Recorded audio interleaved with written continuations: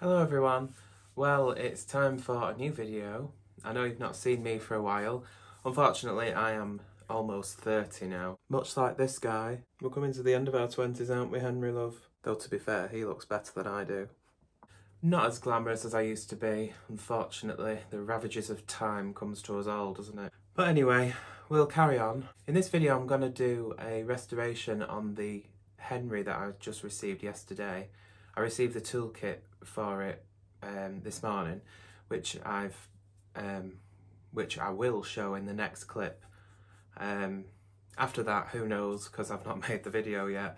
But I'm going to do a full video on restoring this Henry, because normally I'll just show sort of like what it looks like before and then what it looks like afterwards, and I don't normally show the process because I think some people might find it interesting on, you know, how I do things compared to how they might do them. People might find it interesting, I don't know, but I'm going to make the video anyway, and hopefully you'll enjoy. I've also got a Hoover Junior U1012 to make a video of. I've already started making that video, but I've not done any further things to that Junior, so I need to continue with that one as well. But I thought maybe the Henry might be a bit of a quicker process. Famous last words, probably not, because I go quite in depth with my restorations. I'm not going to strip the motor down on this Henry, because it already runs fine as it is, so I'm just going to leave it alone. I might just put a little bit of lubrication on the top bearing after cleaning it up, but other than that, that's all I'm going to do with that, because as I said, it runs fine. The main thing will be cleaning it up and polishing it, and I'm going to do a very probably long-winded way of polishing the hood or the motor top by using, as I mentioned in the unboxing, I'm going to mask up the letters so they don't fade or get polished out. So that'll be interesting. I'll show you how I'm going to do that. But yeah, that's enough waffling, I think, for now. Let's get straight into it. The first clip you'll see next will be me unboxing or unwrapping the wands and floor tool, and after that, who knows? Like I said, I've not made the video yet, so we'll see where it takes us. I don't know how long the video is going to be. Hopefully not too long for you, but yeah, enjoy. So here's the other part of the parcel. Ridiculous. Don't know why they sent them separately. Looks almost like a bloody prosthetic leg's been packed in there, doesn't it? Let's undo this. Oh, I might need two hands for this, so I won't bore you cutting all this open. I'll be back in just a minute. So I thought I'd add an audio clip over this section. Obviously, because of the bubble wrap, it was creating quite a lot of rustling on the playback, and you couldn't really hear what I was saying, so I've had to put an audio over it. So here's the first wand section, one of the straight pieces and the curved wand. And because the suction relief valve was left open, I thought it had gone loose, because sometimes they can do that over time. But this one seems like it's working fine. It's just as stiff as it should be. And that is original to this particular Henry of this age. So that's that. The floor tool, of course, is also original. I've actually forgotten how well made these tools are compared to what you get now. They just seem so much better. So the floor tool's a little bit scratched in places, but once it's cleaned up, that'll look pretty good. It's not bad for its age, really. And there doesn't seem to be any damage. Sometimes where it pivots, it can get cracks in it. The sole plate, of course, is metal and is in good shape. It'll polish up nice. And the lint picker looks in good condition. It seems to be original. So if we turn it over, we can have a look at the foot pedal. Sometimes the white printing can get a bit worn off, but this one looks in pretty good shape. You can see just where I'm pointing to with my thumb, just there. It's a little bit worn there, but I don't think I'll bother doing anything with that. It's not bad as it is. It's a bit stiff. Obviously there's a lot of dirt build up inside the nozzle, so it's hard to press the button down. But the brushes that come down for hard floors are a little bit worn on the edges, but overall they're pretty good. Not bad a condition at all. Obviously there's a lot of fluff build up in there. We push that back down, there we are. So I'm going to try and separate these wands, and I'll be back with you in just a minute. So there we have it. There's the original wands and floor tool. Managed to get them apart. Wasn't as difficult as I was expecting.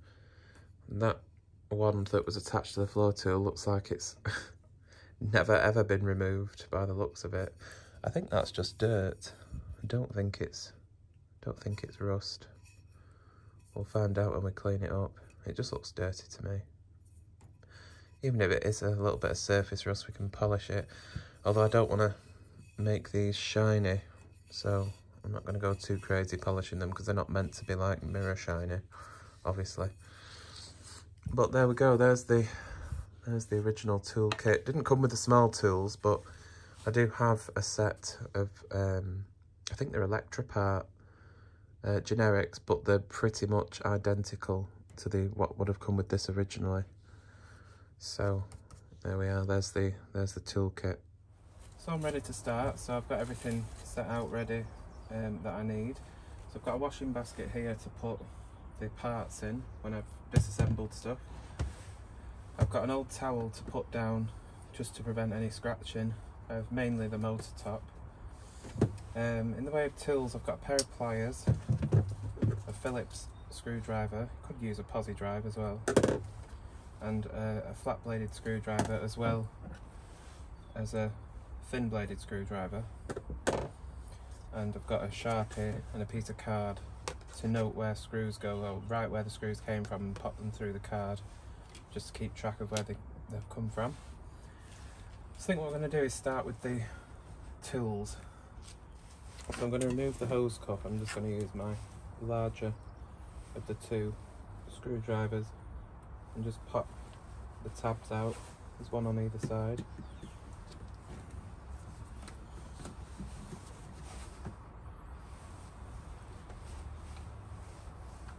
Being careful not to chew them up. Then we can pop that off. So now I've got underneath that one enough. There we go. So that just pulls off the hose cuff. Then we can unscrew the end here.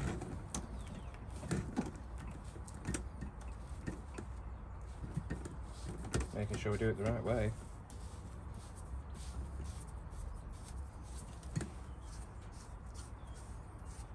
Like that, and then the ring comes off. We can clean that up better then. Put those in the basket to wash. On the opposite end of the hose, if we just hold this inner part here with our fingers, we can twist off. See this part here that's twisting inside? If we hold that, we can unscrew the hose end. We can wash that separately.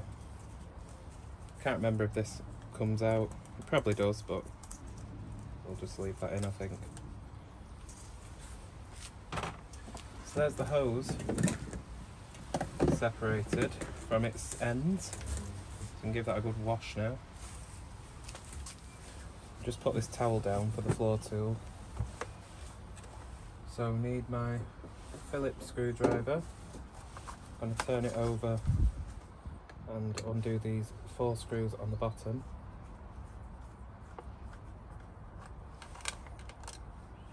There's 2 longer ones on the outside and 2 thinner ones on the inside.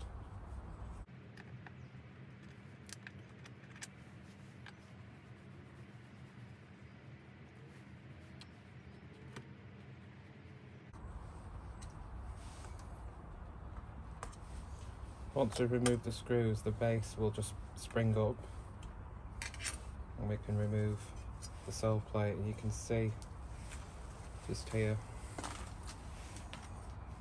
Make sure you don't lose these two springs here. Remove those. You can see how much dust gets built up inside here. That's why it was hard to press down on the pedal to lower the brushes when I was showing you me unwrapping the tools. Because look at that. This is very typical.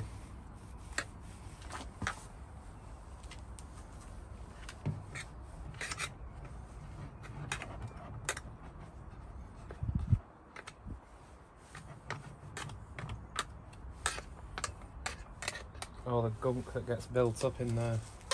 Look at all that. That is out of the floor nozzle. It's crazy. Mainly carpet fluff and dust and things like that. The bristle assembly will just literally lift out and you'll probably find more dirt underneath it.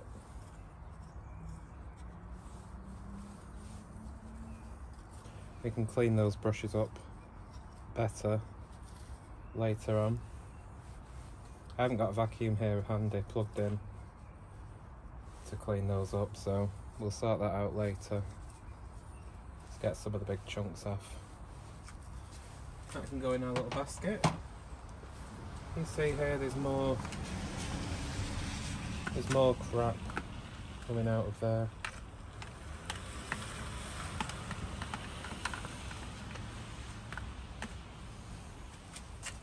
And if you just sort of flex on the back of the nozzle here, you can open up this inner piece to release the pivot assembly. Now if you just push up on the pivot assembly here to loosen it, we can get hold of this on one end and pull one of those off. And then we can pull on that rod to release the other one. Might be a bit stiff. There we go. See, that's released those from there.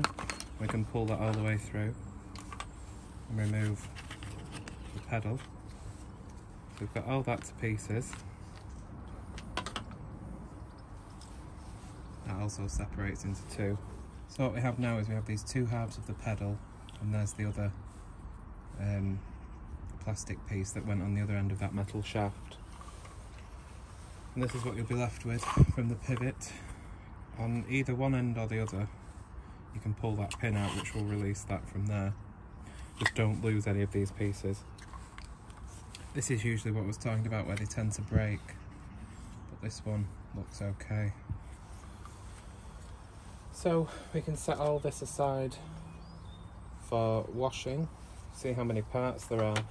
Usually the little metal pieces I'll put separately to one side. So the two springs, that shaft from the pivot assembly and the little pin that went in there, keep them all separate. Oops, a bit stiff. There we go. Don't lose these parts. The velour strip is normally glued in, but you can just get your flat bladed screwdriver under it just to lift that old double-sided tape, and then you can pop it out from either side like this, and that releases that, and we can clean that. We can put some more sticky, double-sided sticky tape on there and stick that back in later. So I'm just going to write on here where these screws came from. I know where they came from, but I'm just going to show you because it's good practice really.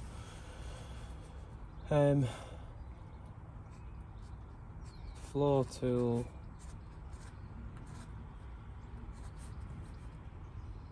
outer, floor tool, inner. So outer screws, inner screws. You just get your little flat bladed screwdriver, just poke a couple of holes next to it, like that. You can pop the screws through then, and that keeps them safe so we don't lose them. And I'll do the same for any screws that I remove. So this is the car vac that we have in the garage Henry I call it. Just a HVR 160. It's been used for all sorts of dirty jobs. It's pretty battered,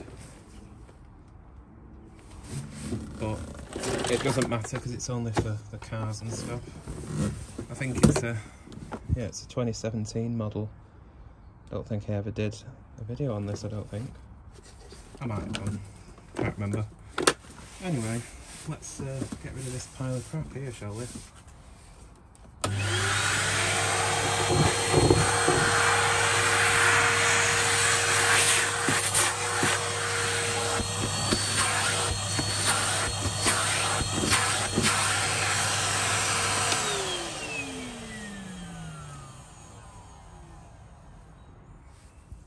Right, so let's start stripping the Henry itself down.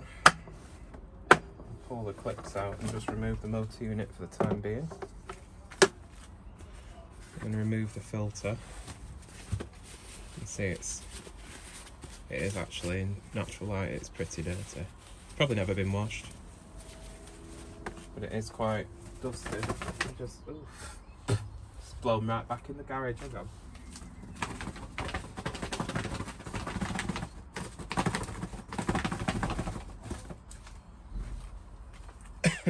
Right, it just shook most of the dust off that. I'm going to remove the grid in the middle, just pulls out like that. And I'm going to remove the rubber seal from around the edge. If you just get your nail under it, if you haven't got any nails at all, just get one of your small flat bladed screwdrivers. Once you've got your finger under the edge, you'll be able to just pull the whole thing off then. Make sure when you put it back on though, that the ridge side is facing up. It's like a ridge all the way, like a track all the way down the centre. That goes uppermost. But there we are. That can now be washed.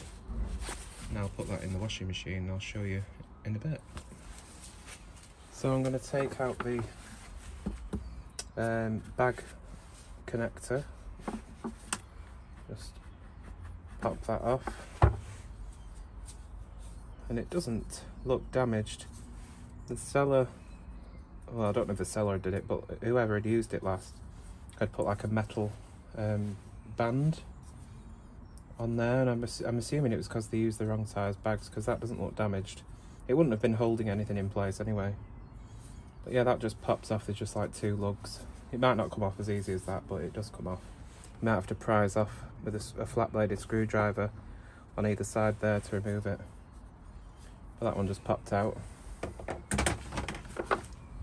We need our Phillips head again to remove these screws on the wheels.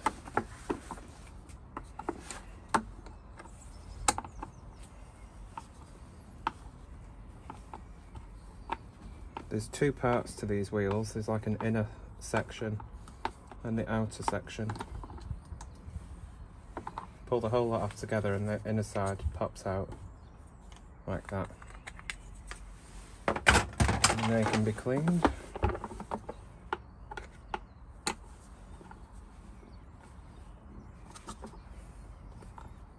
Could have done with a bigger screwdriver actually, as I said.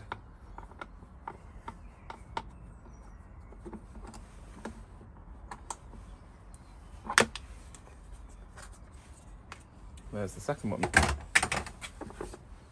And again,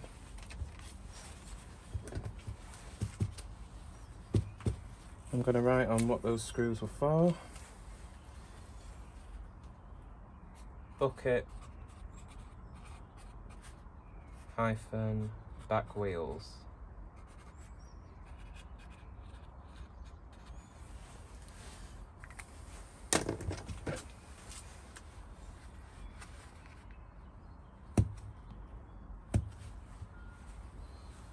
Pop those screws through. Just keep them safe. Okay. Now to remove the bolts for the wheels, you don't have to remove them. I usually do. Later ones just pushed in, but these of this era, 93, they have bolts to hold the wheels in. Proper quality. Now you can use a pair of pliers if you want to remove those, or a spanner or something, but there isn't much clearance in there, so you probably want to be better off with a socket. So I'm going to get that on the head there and just loosen that off. I've already done the other one.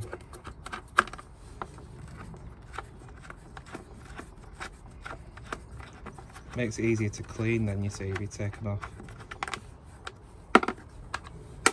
And the wheels will just pop out and grab hold of the damn things. There we go. Obviously they'll only go back in one way. You can see they've got the little cutout, so when you go to put them back, you line up the hole and it lines up perfectly with the metal bit cut out there, the plastic cut out for the metal.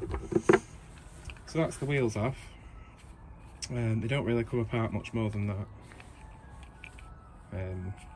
So you can clean those separately and clean the bucket a lot better.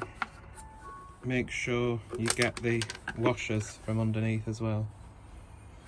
You'll have to get your bladed screwdriver in there because they'll be under a bit of dirt and you'll have to pop them out. There you go, there's two. And then we're ready to give this a good clean. You'll be amazed at how well these come up once you've got some polish over them. They come up really well.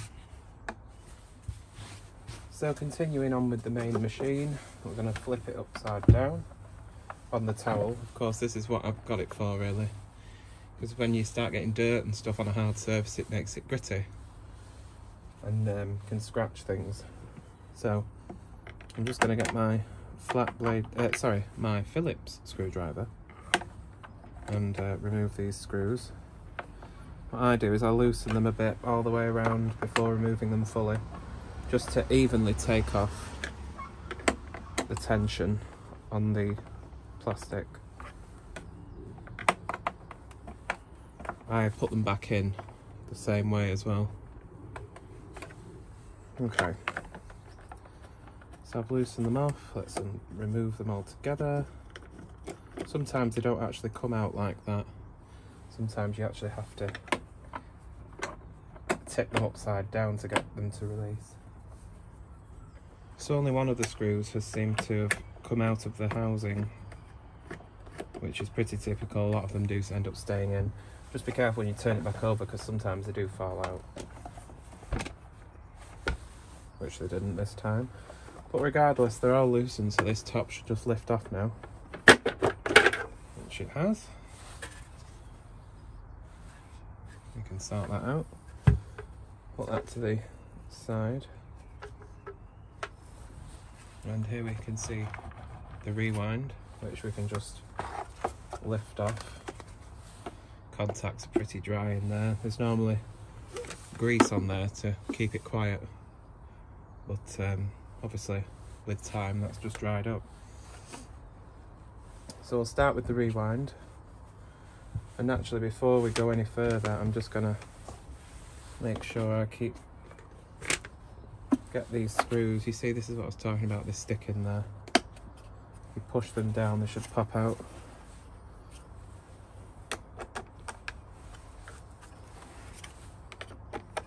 Like that. Of course, don't forget as you go, write down what the screws are. Main, motor, housing, punch the holes out and pop the screws in.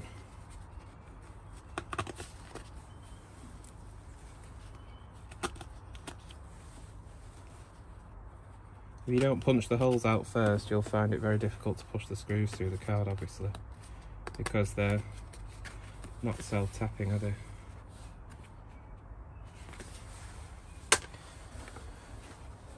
So I'm going to put the rest of that to the side for a minute and let's sort the rewind out. We'll remove the cable.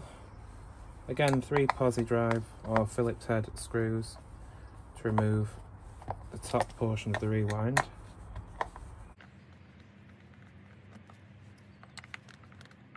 Careful not to flex on this too much because you don't want to snap it.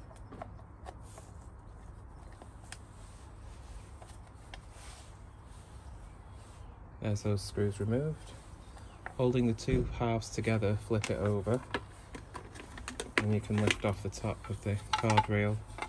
You can remove the rewind knob if you like, just by holding onto it and then undoing the screw, which is usually pretty tight, but it does come off.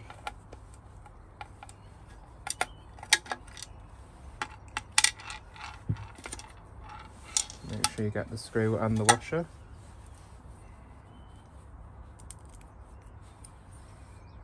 There's the rewind knob. Pop that to the side. There's the cable on the rewind itself. If you've never seen one of these before, this is what it looks like when you take the top piece off. You can lift all that off in one go. Keeps it coiled up then, you see. Undo it from the little maze and remove the wires there. You've got brown and blue for live and neutral. You can't rewire this wrong because it literally says L and N embedded into the plastic. You see that? Just underneath. Remove these.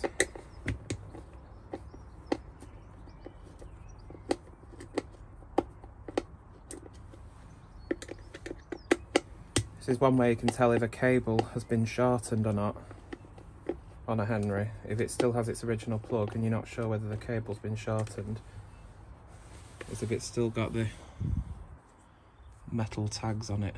This is totally original because most people wouldn't bother to put those back on. So originally these Henrys had an 8-metre cable. It was a bit pointless me telling you about taking that card off all in one go to keep it coiled, because you'll probably want to remove the guide.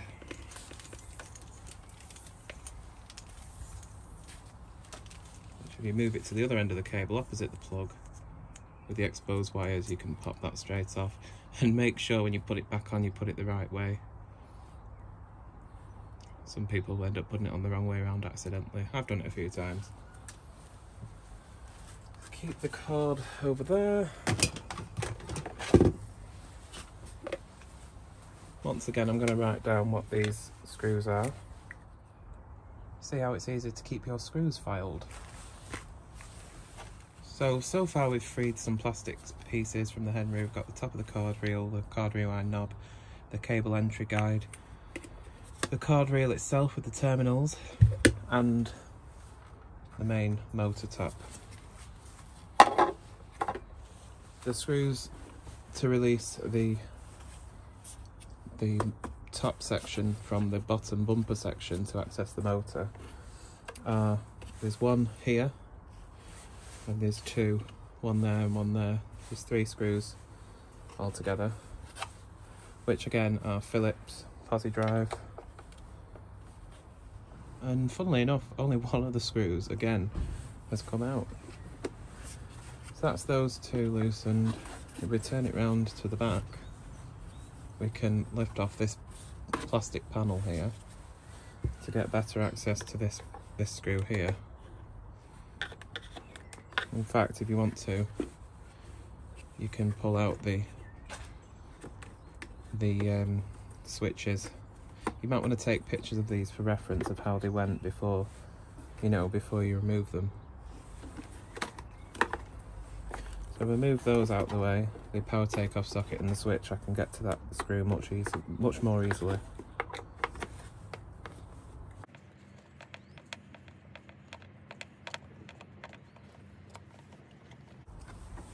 Okay, so now we can carefully lift up on the hood. Be careful because these wires are still attached through there.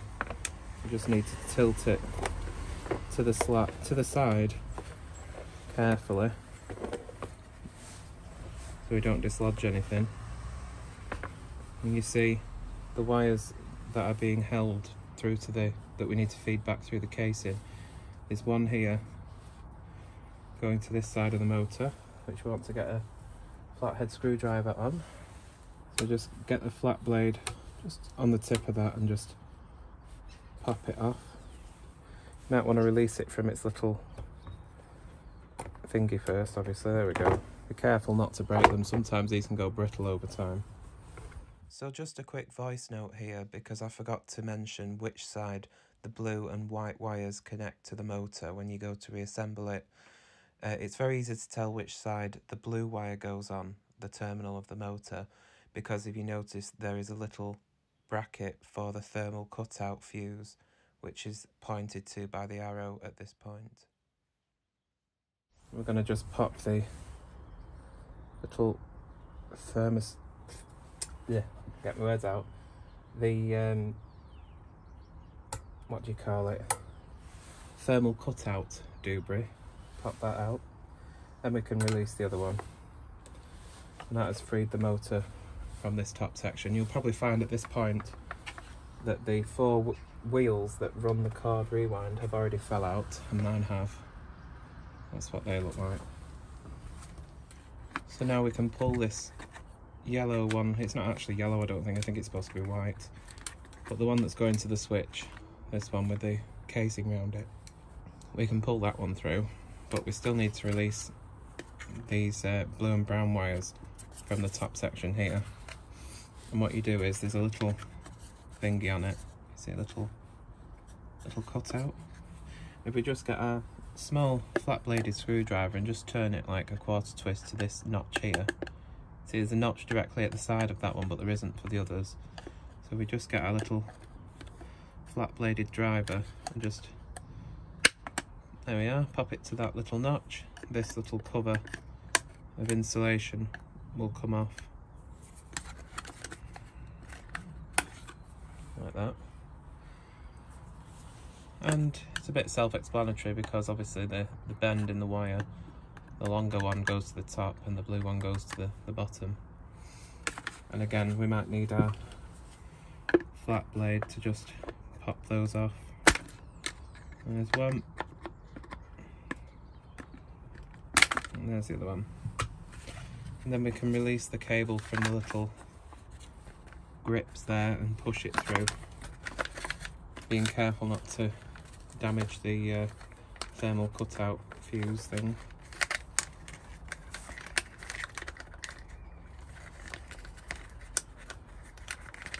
It always gets stuck, the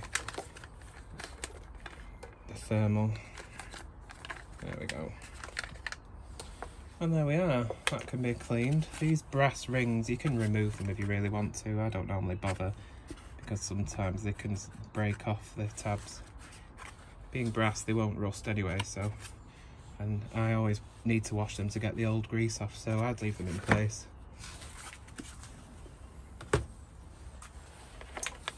And obviously keep the wiring separate, we can clean that later. Again, make sure you note down your screws. These were from the motor housing top. So,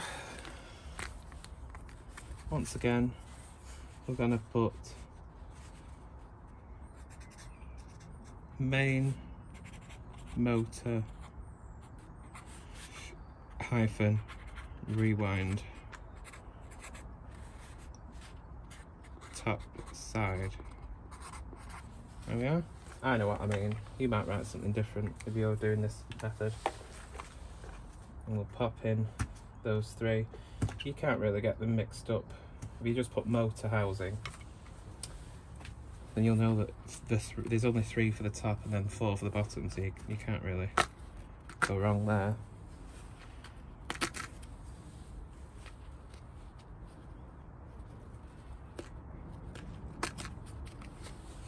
Okay, now we can just lift the motor out, and at this point, if you're interested, whoops, sometimes the bottom gasket stays stuck in there, other times it comes out with the motor. This one just sort of dropped off. But if it stays on, that's how it'll look when you pull the motor out.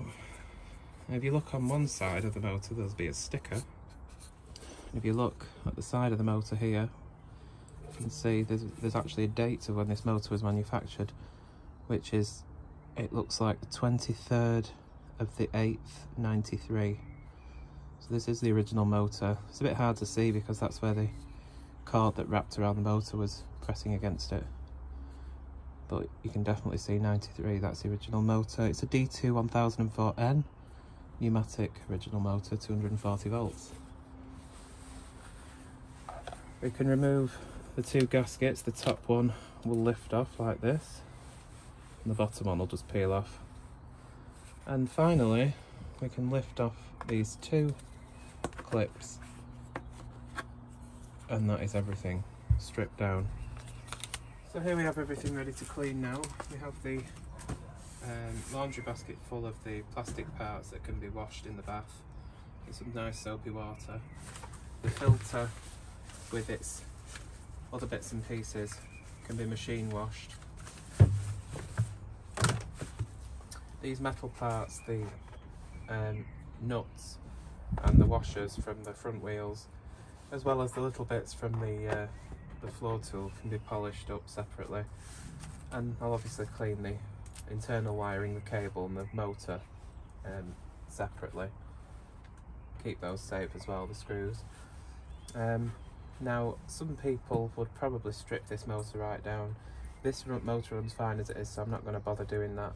Once I've cleaned it up, I'll just put a little bit of oil on the top bearing there. But apart from that, that's it, because it sounds okay as it is, so I'm not going to mess with it. But there we are. That's the Henry stripped down, ready to clean. So as I said, I am going to machine wash the filter, which you can see is pretty dirty.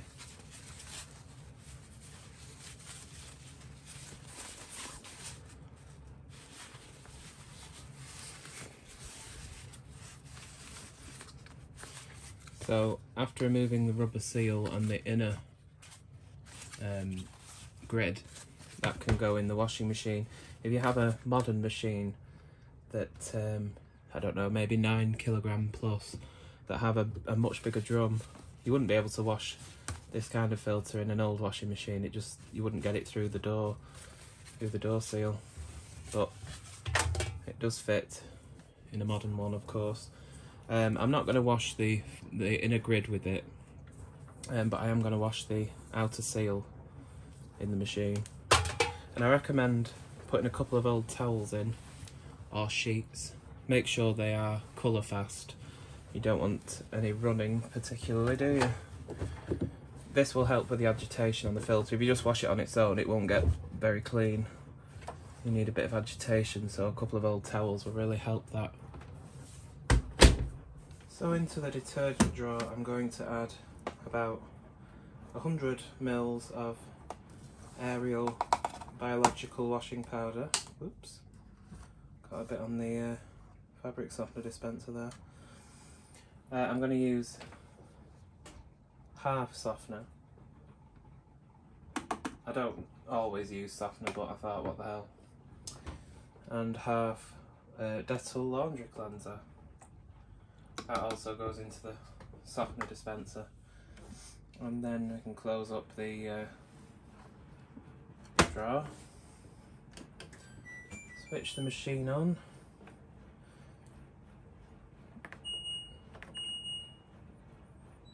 Turn the child lock off. And I'm going to put it on intensive 60. I'm going to leave it at 60 degrees. I have washed these filters on 60 before and they're fine. So 60 degrees is quite safe. I'm going to give it an extra rinse, so we've got 3 rinses. I'm going to turn the spin speed to 800. So it's going to take 1 hour and 2 minutes apparently. And off we go.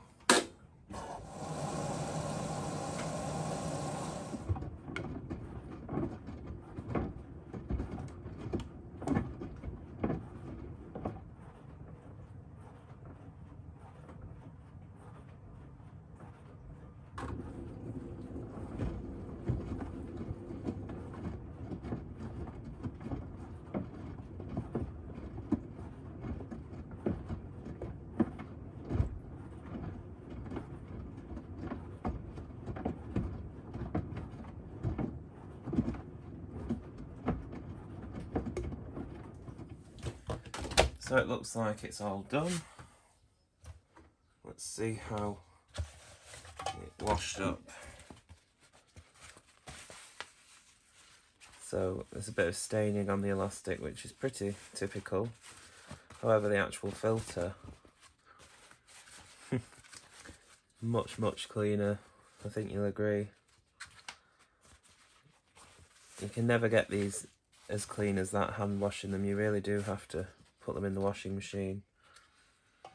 And the seal be nice and clean as well. On the inside as well, I imagine. Yeah. It does clean them up really well. You see, even on a 60-degree wash, there's no misshaping to that or anything. So, nice hot wash, nice clean filter. And those towels can go in the dryer and go back in the garage. We use them for the dogs, so they're only old towels. But yeah, I'll probably hang this up now with one of those clip hangers just on the edge there so it can dry. And we can get on with cleaning the rest of the Henry.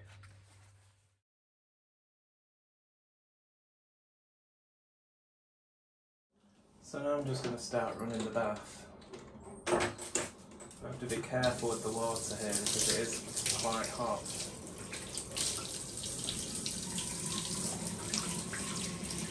You want a nice warm bath, you don't want it too cold or too hot. Seems about right. I'm going to add just some ordinary fairy dish soap.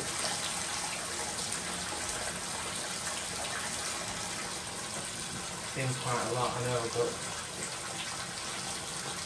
we're going to be filling this bath quite a lot, so we want a nice soapy lather. Give it a quick mix.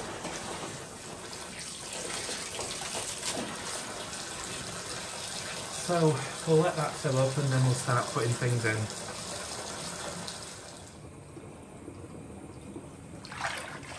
So we've got our nice full bath now. Our lovely blue tinged water from the dish soap. Nice and warm. I'm just going to turn off the taps now. And then we can start putting things in. You can see already I've got my supplies. I've got the 2 different sizes of paintbrush, a microfiber cloth, some more fairy there, and a sponge. Now, what I usually do is I start by putting all the smaller pieces in first, and I've got them all here in the bucket, the Henry bucket. Because if you put all the big parts in first and then put all the small bits in, chances are you'll get all the little tiny parts on top of something that's larger, and when you go to pick it up out the water, it all drops off, either back in the bath or on the floor somewhere. So I always start with the smaller pieces. So we're just going to get them in, making sure they get fully submerged.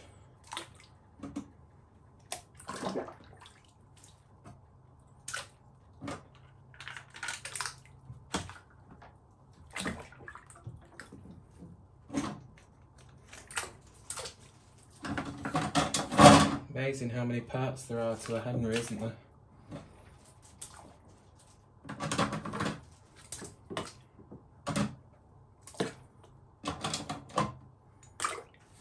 This, by the way, is how I clean all of my old vacuums. It takes me a while. I don't just give them a bit of a wipe over.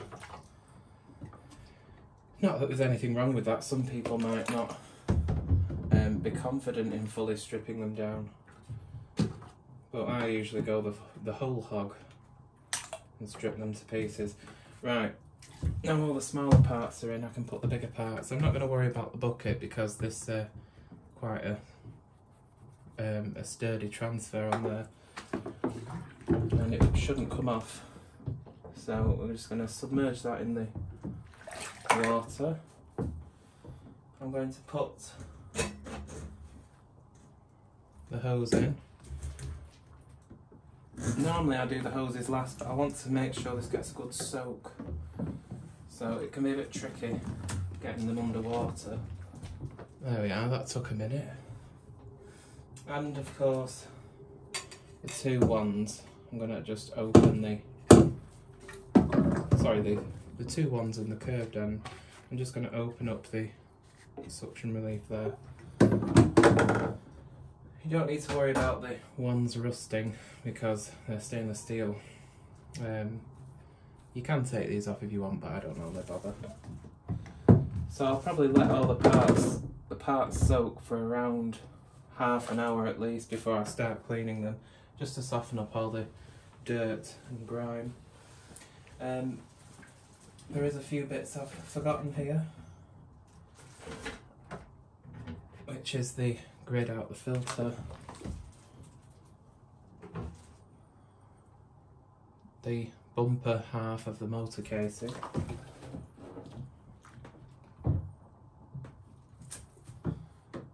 and the top motor housing there as well. You see this is dusty, but a lot of this will just be carbon dust. Should have room for that one. That's it. Usually when I clean a Henry or anything that has some sort of printing on that I'm a bit dubious about, I'll leave that part till last and just wash it so it's not soaking in water for a long time. The motor top on this Henry isn't that dirty, so it will be fine. Just, you know, to give it a wash afterwards. It doesn't really need to soak, but these parts will benefit from a soak. If you're worried about scratching your bath, this bath is very old, much like the rest of the things in my house, so I'm not worried about it at all. But if you are, you can put an old towel down or a couple of bath mats just so you don't scratch the bottom of the bath. But there we go, everything there is in there soaking now. We'll leave that for about half an hour before we start cleaning it. So while I'm letting that soak, I will show you what I'm going to do with the bristle portion of the floor tool. So apart from the Henry top, the only thing that was left in that washing basket was the two halves of the metal sections of the floor tool. Again, I don't normally soak that in the bath because it is chrome and it could rust. This isn't stainless. So I will wash it in water, but I won't soak it in water. So again, that'll be something I'll wash later. It won't take much to get the dirt off there, so it doesn't really require soaking. I'll also clean the below strip separately. So this is the bristle portion of the floor tool, and you can see I've got quite a lot of build up there of dirt and dust. Usually it gets on the inside more. You can see that. So what I've got is the fine bladed screwdriver as well as a comb, fine tooth comb. So what we're going to do is we're going to fill the sink up with a bit of water.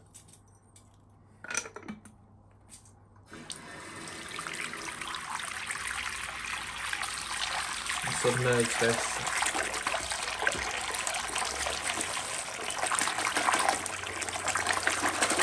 Give it a shake about to release some of the fluff. As long as you've got most of the big chunks off, the little bits that are floating around in the water should go down the drain without clogging. And when it's wet, you see, it prevents the dust from flying everywhere, so you'll find it easier to get the fluff from between the bristles. See, all I'm doing here is just going at it with the comb, just to get that fluff out. You can go in any direction, doesn't really matter. You're not going to get every tiny little bit out, but you'll be able to get most of it. When it gets full, we can just swill it around in the water to release it. Tends to get stuck quite a lot at the top there, can you see? And if you can't get that with your comb, you can always use a fine bladed screwdriver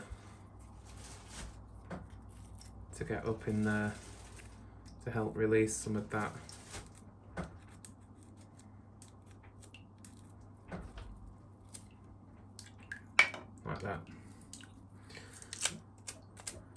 it doesn't have to be perfect, just as long as you can get the majority of it out. You're not going to get every bit out, like I said. So while I wait for the water, for the parts to soak for about 30 minutes in the bath before I start cleaning them, I'll just spend that 30 minutes just getting the crap out of these bristles. This is how I do dusting brushes as well. Anything with bristles. A comb works great. Probably wouldn't recommend using the same comb that you use for your hair or your beard, but anyway. Obviously I'm not going to sit here and record me doing this whole thing because that would be just far too boring. You get the idea. So I'm going to finish cleaning this up and I'll show you what it looks like when I've done. So we've got most of the big chunkers out of the bristles.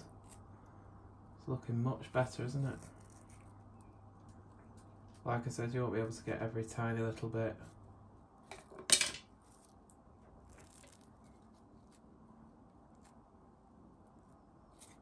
But you'll be able to get most of it. It's quite difficult on these brushes for floor nozzles because they're quite dense bristles. It's much easier with a dusting brush because the bristles part a lot more easily. So now we've done that and got most of the stuff out of the brushes, the fluff and gunk, we can fill the sink up with some nice hot water. And we've got a toothbrush here. I'm just going to put a little bit of the fairing in the water. It's quite hot that actually.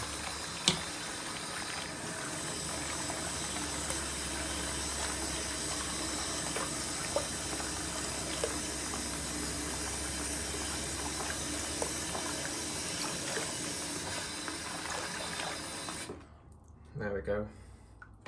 Got some fairy liquid in there, and I'm just, once again, just going to give it a quick swish around, lather it up a little bit. I'm going to get a toothbrush, and I'm just going to start brushing across these bristles. This will help dislodge any more of the finer dust and dirt, and get any sort of gritty particles out. As well as clean the brushes, obviously, as well, and the main metal section.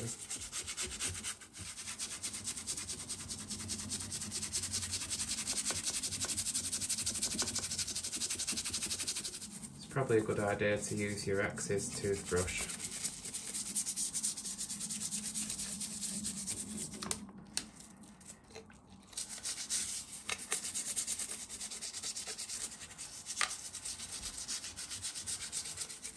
After giving the bristles a good scrub, just finally follow the direction of the bristles with your toothbrush just to straighten them back out before we rinse this off.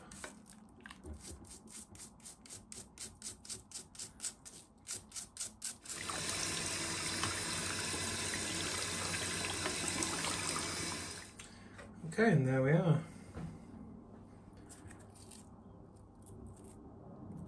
Much better. As I said, it wouldn't be perfect unless you buy a brand new one of these because those bristles are just too dense, but that's a heck of a lot cleaner than it was. So finally, I'm just going to spray these bristles with some antibacterial spray. And I'll let the antibacterial spray sit on those brushes for a few minutes and I'll rinse it off, and then that'll be that done.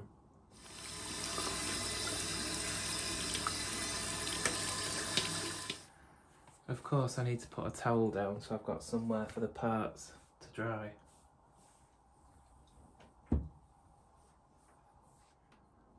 The below strip shouldn't be too choked up with dirt, so you should be able to just wet that down and use some washing up liquid again to just scrub at that in various directions. Make sure you get the sides as well, that tends to where dirt can build up.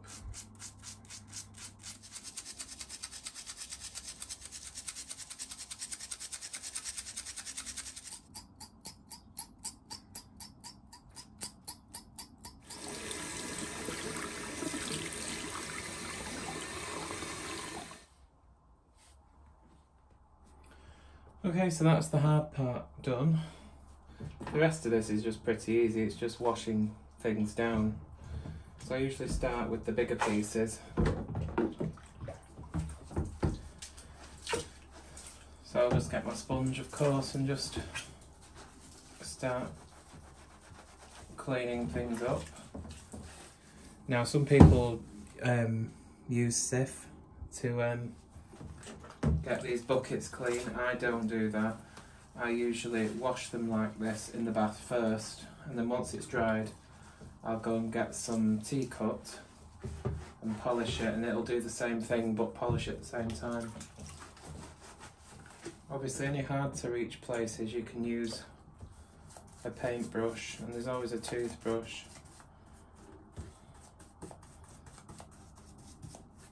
And you can see how paintbrushes and toothbrushes come in handy, especially inside here, look.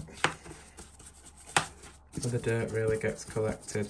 You see the benefit of soaking the pieces first, because this is much easier to get off if you soak them.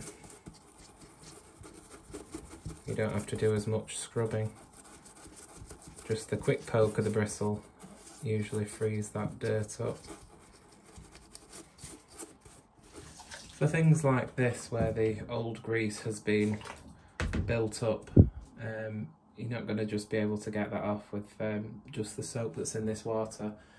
So we are going to go in with some neat fairy liquid there and really go around those brass rings to get all that old dirt and grime out. That will cut through all that old grease so we can apply some fresh stuff later on. So I'm not going to bore you with me sitting here recording the whole thing of me washing all these pieces, because it would just take forever. It will obviously take forever in real time, but nobody really needs to sit through a video of someone doing that. You know, it's pretty self-explanatory. I'm just using a sponge to wash down all the big areas, and any crevices or anything I can use, you know, a paintbrush for, or a toothbrush if it's a really hard to reach place.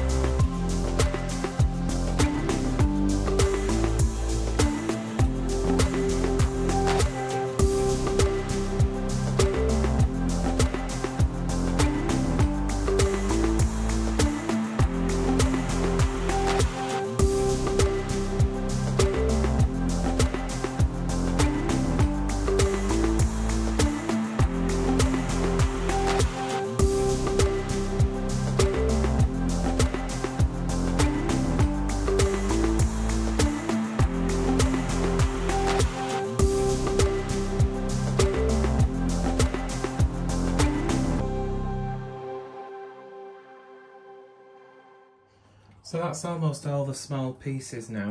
So I'm going to move on to the hose. Now the hose takes a while. The reason I leave it till last is because once you start wiggling it around in the water, it does start making it really dirty after it's been soaking for a while. And the only way really to clean in between the hose concertina is to literally go over it, either with a scrubbing brush, if you've got one, which I don't think I have at the moment, or with a toothbrush of some kind. It'll take you a while, but it'll be worth the effort.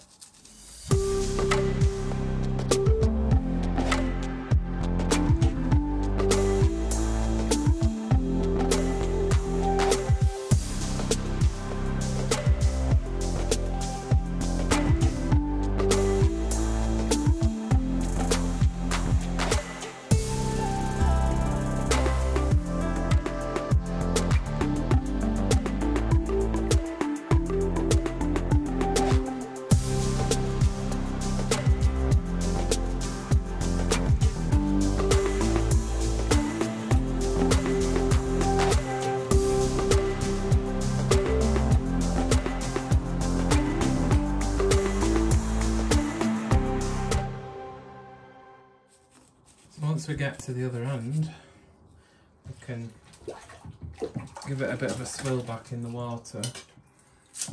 Let's get the other end that was really dirty. I know it's wet, but bring it into focus. You can see that all the fine dirt, it would still be gritty looking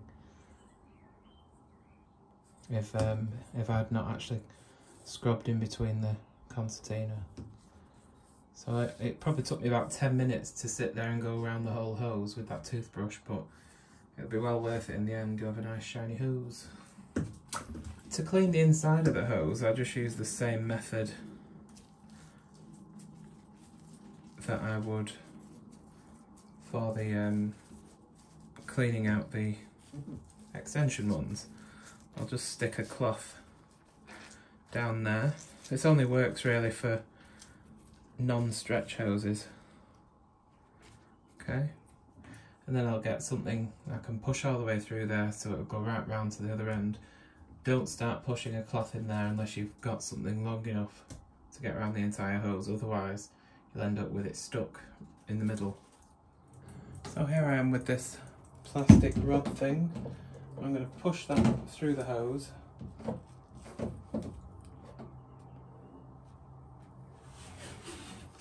Like this. Oops. Being careful to keep the hose straight.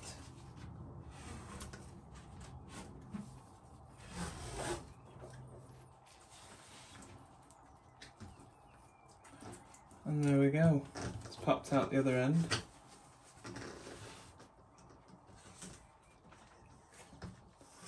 This it's a bit inconvenient, this rod, because it's really long. Whee! There we go. Okay. So that's the hose. And what I like to do now is just fill it with some hot water. Actually, I'm just off camera here. And I'll keep lifting the hose up to let it go, run down the hose inside. Until we can't top it up with any more. Okay. Now if you hold the hose at the curved end and the two ends here, you tip, without tipping it over the edge of the bath, be able to flush it through. Pretty clean that, so I'm just going to rinse the outside of the hose off. Give it a quick shake. We can loop that over something to drip dry, like that. Now here's the motor top, which I saved till last. It's a little bit dirty, but it's not. It didn't really require soaking, so we will just wash this last, so it's not in the water too long. Okay. Gonna wet it and First of all, I'm going to do the ridge where it goes into the motor casing, just because if I just wipe all over it, any gritty dirt that's on the bottom here will get wiped all the way across, and I don't really want that. So we'll get the edges done first.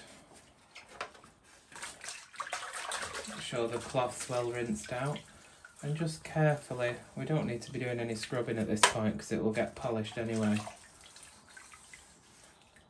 Wipe gently over the lettering and then finish off washing down the rest of it.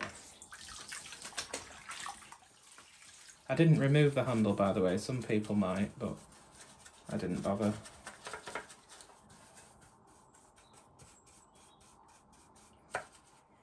And close the handle again and get into the grooves there. Get that dirt out. Like I said, if you took the handle off, that would be easier to get to, but it wasn't really dirty enough to justify it, because it is a bit of a faff getting the handle off.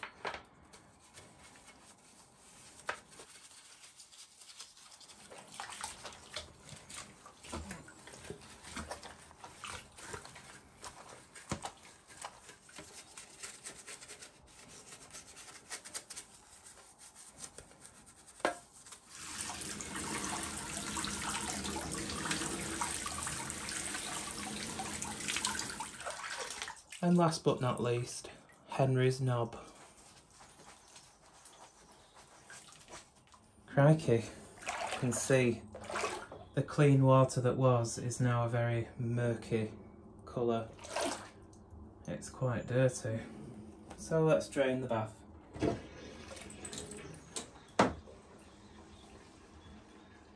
You can see just how much dirt and grit is left behind in the bath. Soon wash that away.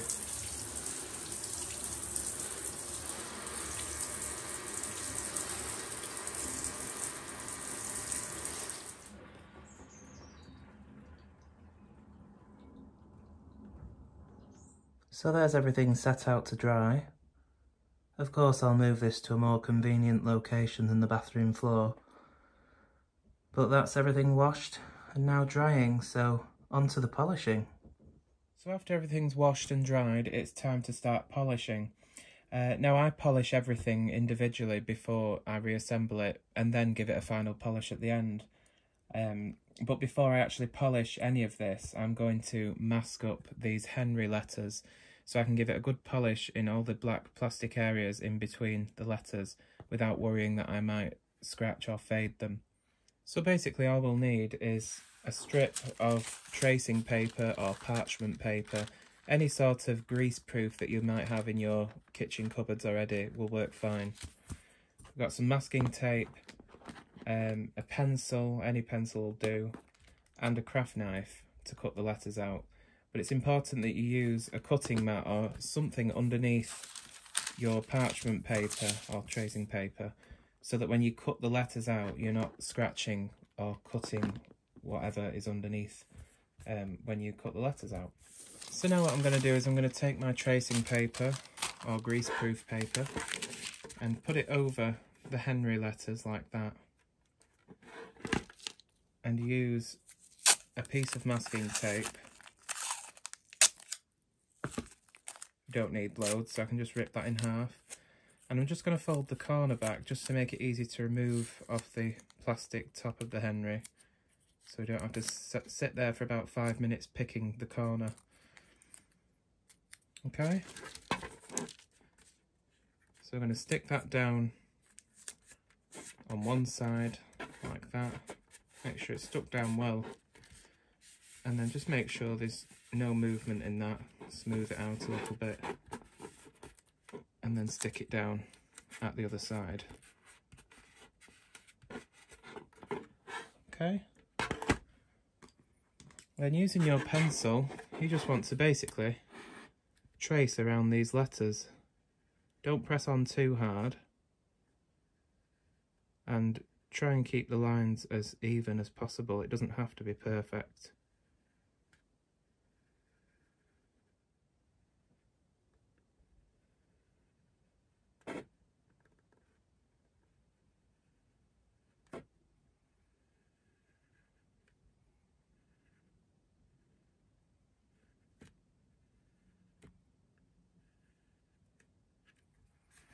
So once you've finished tracing around the letters, we can just easily remove, with that little pull tab we made, the greaseproof or parchment or tracing paper. Get them off the paper there. And this is what you will be left with, a perfect or almost perfect replica of the letters on the motor top. And with it the right way up, so the Henry name is readable towards you, we're going to get a strip of the masking tape, and if you use a nice wide diameter masking tape, you'll be able to stick this over the letters in one piece without having to use a couple of strips. So as I said, the right way up, stick the masking tape evenly over the letters like this, press down quite a bit. It's not going to stick very well, especially if you've used greaseproof paper like I have. Okay, and then what we can do is we can use our craft knife to just cut these letters out. I'm trying to do this so you can see, so I'll probably make a pig's ear of it, but it's just for demonstration purposes. Just cut around the letters and try and stay to the outside of the pencil marks you made, because that will ensure that it'll cover the actual letters on the motor top.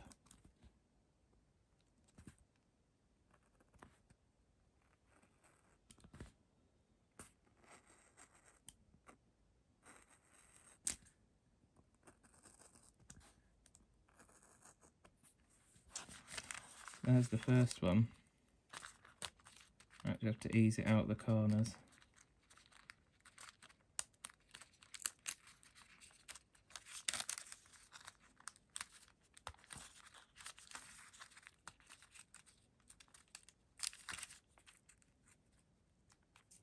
Okay, and there's our H. Now what you need to do is just to separate the parchment paper like that from the masking tape, like I just did there with the tip of your craft knife. Be careful you don't cut yourself. And then just fold the very tip, hold that paper out the way, fold the very tip edge of the of each letter after you've cut them out. Again, just to make a little peel tab, just to make it easy to remove later. And there we go, there's our first letter. Obviously, do the same for all the other letters, making sure that you get the centre of the E and you keep the R and the Y connected, because they are connected. And make sure you cut them out as evenly as you can. And once you've finished with that, you'll end up with something that looks a little bit like this, and they're ready to apply to the Henry.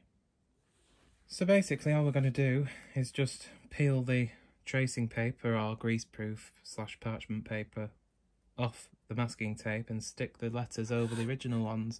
See, I've already put the H on there, it's a bit skew with, but that's okay. It's only to serve a purpose of covering up the letters.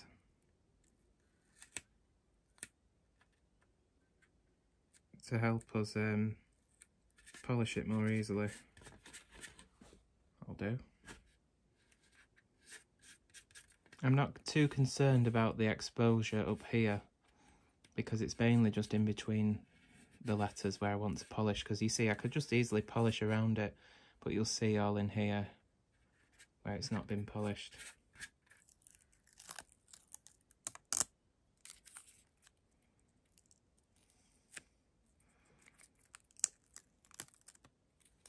And finally the RY.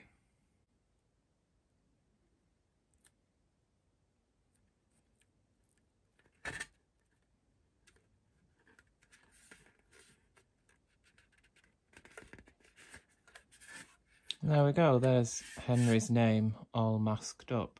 And then I'll be able to polish in between these letters without worrying about damaging the printing.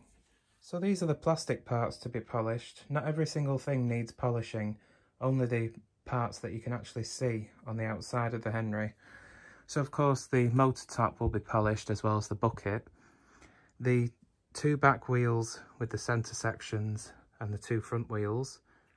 The edges of the clips that hold the motor top as well as the bumper on the bottom part of the motor housing. The cuff with the little securing ring and the screw thread end as well. The cable entry, the cord rewind knob and the cord rewind top, and the outer exterior parts of the carpet and floor nozzle. But all the internal parts don't need polishing because you don't see them. So the stuff I'm going to be using for polishing is, for the plastic parts, is T-Cut Rapid Scratch Remover. I always use this, always have done. It works fine for me. So Mr. Sheen, just to go over it finally after the T-Cut, just to give it a final polish and buff with a soft cloth. And for the metal parts, I've got this Mother's Mag & Aluminium polish. Although the stainless steel ones are not obviously aluminium, and neither is the base plate of the floor nozzle, but this will work just fine. I've used it on them before. And I've got a soft sort of duster to give a final buff and a microfiber cloth for the polishing. So I'm going to apply a small amount of the T-Cut to the microfiber cloth. Keep it stood upright because it's almost run out, that bottle. And I just like to press it together a little bit on the cloth. And since we've just masked up the letters on this Henry top, we might as well start with this. But this method I'm using, I use for all my plastic parts. So I'm just going to dot on in a small area the polish and just start going round in circles. You don't have to press on too hard, the polish does most of the work. But it's quite good. See the paint mark there? It's quite good at removing marks.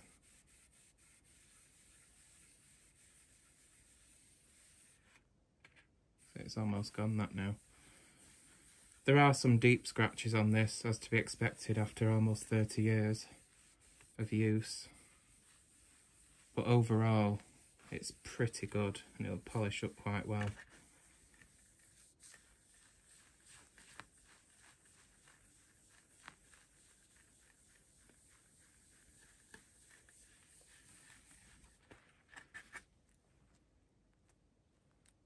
You can see the dirt and a bit of the fine layer of plastic that the T-Cut brings off, and that's how it brings up the shine. You don't really need to use any furniture polish afterwards. The T-Cut would actually buff up to a mirror shine without it if you were to just go over it with a soft cloth. So now I can easily get up inside here and polish all in between there without worrying about the letters.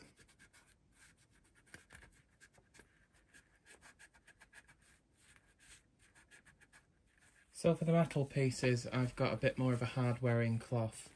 It's a little bit coarser than the, it's not abrasive, but it's a bit coarser than the soft microfiber cloth I use for the plastics. So I've got the wands as well as the curved one here, and the base plate of the floor nozzle. So you can see it was a little bit of rust on the bottom of the one there, which I'm going to tackle first. So I'm going to get a little bit of this Mother's mag and aluminium polish onto the cloth. And I'm going to go at this one first, and of course, being metal and metal polish, it will start turning it black pretty quickly. So I'm not expecting miracles here, but it should bring it up a little bit better, should get some of that surface rust off. I'm only going quite aggressively here, where this marking is, you see there. I'm not going to go as aggressively on the main area of the wand because I don't want to turn it into a mirror shine, which this polish will do that if I went at it really hard. It's got it looking a little bit better. It's took some of that surface rust away. This was the one that was connected to the floor tool, but it'll never be perfect, so you can see what I mean here. Oh, it's gone a bit more shiny than this is. So I will polish the rest of this one, but I won't press on with as much force because I don't want to make it mirror shiny. You'd be amazed at how well these base plates come up when you polish them. These are supposed to be shiny, so we can give them a good polishing. Just be careful because the edges of these are razor sharp. Make sure you don't cut yourself.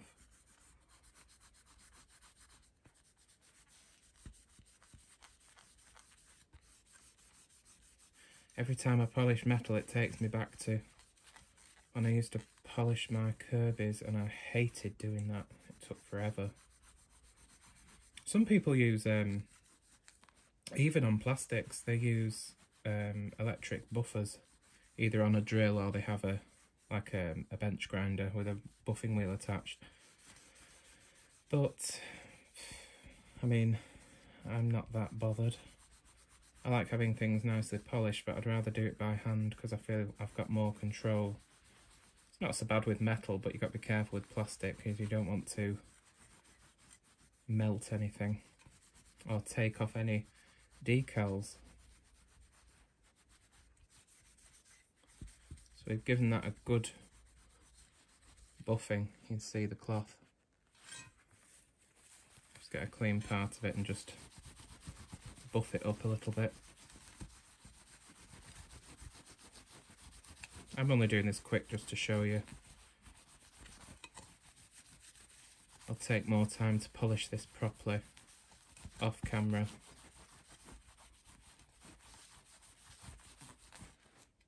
We compare the side that's not been polished to the side that has. Can't do much about the scratching. This makes it look a lot better, don't you think?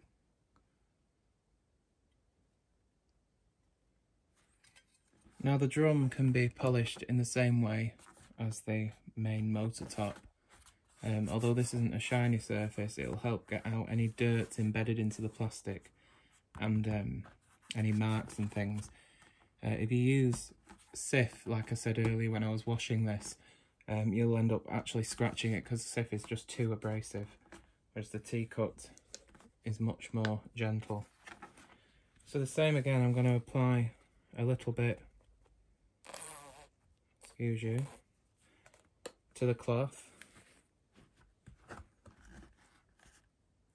You can see there's a mark here. And we're going to polish just the same way in little circles. If any marks and things come off these buckets quite easily, you can see that's almost gone as it is. But not only does this give it a bit more of a shine, it's not meant to be shiny obviously, but it makes it a little bit shinier, but it also gets out any embedded dirt in the plastic.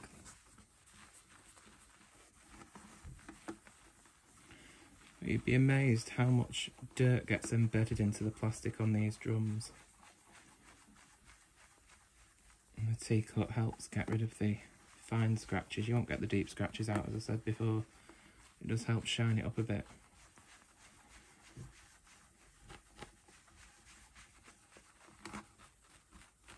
Have to be a bit careful on the eyes. They are quite hard wearing, so you see you can go over them. It's, I think it's because it's attached to a non-shiny surface, which is why they can tend to come off on the main motor top.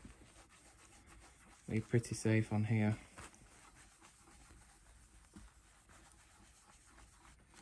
You can see the dirt that comes off. It's amazing. Hoover Juniors are the same. Dirt just seems to get embedded into the plastic. But yeah, I'm going to polish everything off camera so I can spend a nice amount of time on it leisurely rather than try and show you, because it'll just take forever even speeding it up.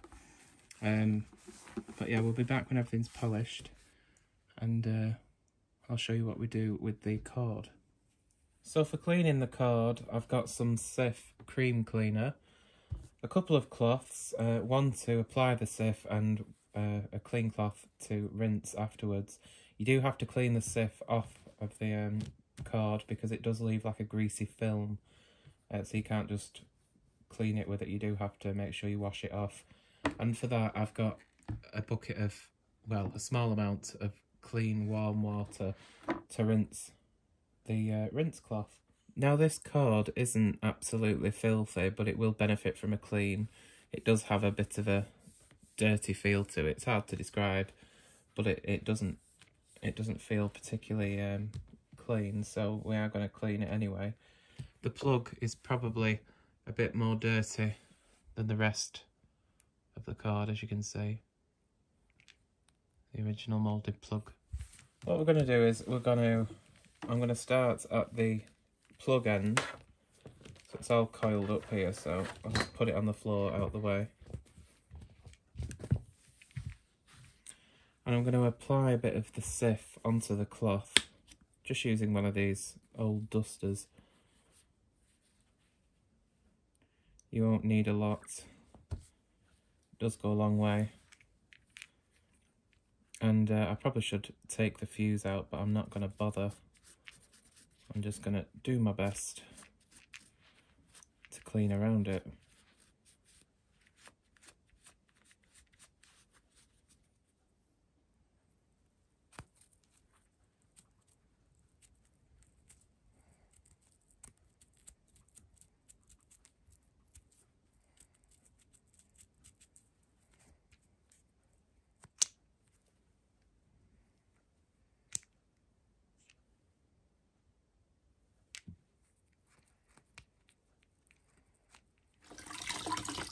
So after you've cleaned the plug with the Cif, just get your rinse cloth and swill it in a bit of water, make sure it's really well wrung out, and then you can use it to wipe off the Cif residue. I have to use different areas of the cloth, because once you get this wet it starts going really slimy and horrible. But it is very effective. Pop the fuse back in. And there you go. I think if you compare how the plug looked before, that is a lot better. So that's the tricky part out of the way. Now just to clean the rest of it, the cable. Just put a bit of Cif on the cloth there. And just start going up and down the cord in small sections.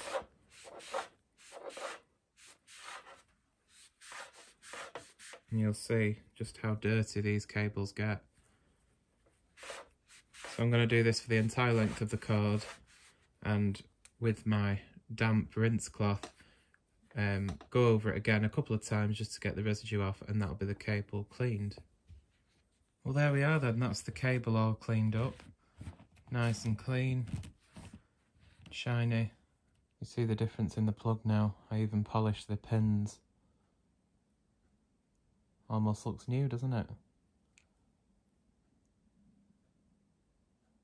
But there we are. After rinsing off the sieve, I just gave it a bit of a going over with some T-cut and some furniture polish, just to shine up the outer casing there of the cable. And just to show you how dirty these cords actually get, this is the cloth, a section of the cloth that I used to clean the casing of the cable with the sieve. And you can see just how much dirt really comes off these cords through years of being dragged across floors and outside when cleaning the cars, etc. And you'd be amazed at just how much dirt will actually come off them. But anyway, that's the cord sorted out, that's ready to go back on. So now let's move on to cleaning the motor. I'm not going to do any servicing with it really, doesn't really need it. It just needs a bit of a clean before it goes back in. So here's the motor. You can see it's in really good condition. There's no rust or anything. Very nice. And I'm just gonna use, for the motor and the internal wiring, a very high-tech way of cleaning this. Just some baby wipes. Because this motor doesn't particularly need stripping down. There's not anything really wrong with it. It runs fine as it is. I might possibly take it outside and blow the dust out, but I'm not sure. It doesn't really need much doing to it. I may put a little bit of oil on top of that bearing there, but other than that, it doesn't really need stripping down. You can, of course, strip these down if you want to. I'll probably check the carbon brushes that they're not stuck in the holders before I put it back in, which I'll do off camera. All you need to do is open these little flaps here, but you can even see it's got a little past sticker on it, so obviously this passed quality control. But yeah, there was no vibration or anything with this motor when it was running, so the fans seem, you can probably see them in there, possibly. They are pretty clean, so like I said, not really much needs doing with this part from just giving it a bit of a clean up. I think I pointed out when I was stripping it down that this motor, it's a D2 1004N, made in the, made on the 23rd of the 8th, 93. It's either 08 or 06, so it could be June or August that, but it's definitely 93, and it's definitely the 23rd. But yeah, I'll just give this a clean up with the wet wipes on the outside. And the same with these. I could have took that off and washed it, but I didn't bother. I'll just give it a clean up with some wipes. But yeah, had this motor been any worse, I would have completely stripped it down. Just a case of taking the bolt off there from the fan, the front fan. Because this is a two-stage motor, so there's two fans in here and two static sets of vanes. You'd take that bolt off, prise off the fan casing, and then you can strip the motor down further, get access to the commutator, the front bearing. But yeah, this one's alright, so I'm just going to clean it, as I said, nothing wrong with it. And we'll start with the reassembly process. So there's the motor cleaned up, as well as the wiring. Cleaned all that up nicely. This came up well as well. The little woven protection for the white cable there. And this was interesting with the floor tool, because it was quite scratched after I cleaned it and polished it up. You could still see very evidently where the scratches were, so I actually went over this with some shoe polish, and it's really made a big difference. And here's all the parts still in the washing basket, ready to reassemble. The motor top came up brilliantly. What do you think? So I'll put the camera back on the tripod and then we'll start reassembling this bad boy. So Once again, we are outside, so there might be some wind noises or cars going by, so it won't be as quiet as other parts of the video. But anyway, we'll press on. So we're going to start with the combination floor tool once again, and I'm going to start by reapplying the double-sided tape to the back of this velour strip. So I'm just going to cut a piece of that off and just stick it on the back. Probably could have done with a slightly wider one.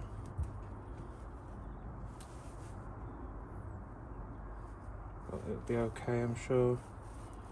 It's quite adhesive, this, so I've got to be careful. Just cut off the excess. Make sure that's well pressed into place. I'm going to take off the backing.